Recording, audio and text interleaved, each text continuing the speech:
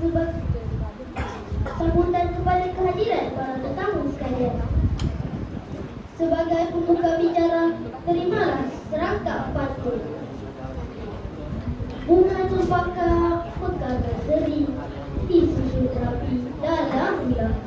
Anak murid menari menanti, mengalun langkah penuh gemilang. Persembahan ini akan dipersembahkan oleh murid-murid tahun 4 yang telah menunjukkan komitmen tinggi serta kesungguhan dalam mempersembahkan seni budaya bangsa melalui tarian tradisional yang terpukau.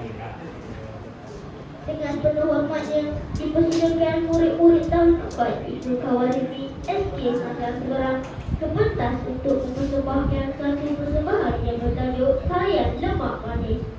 Majlis dengan sukacitanya mempersilakan.